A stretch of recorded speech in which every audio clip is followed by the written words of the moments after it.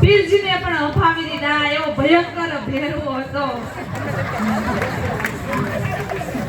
ભયંકર પણ હાર માને ન હતો. ભેરવો પણ ઓળખી ગયો કે હું જેની સાથે લડી રહ્યો છું, જેની સાથે હું યુદ્ધ કરી રહ્યો છું, એ કોઈ સામાન્ય બાળક નથી. આ તો ત્રિભુવનનો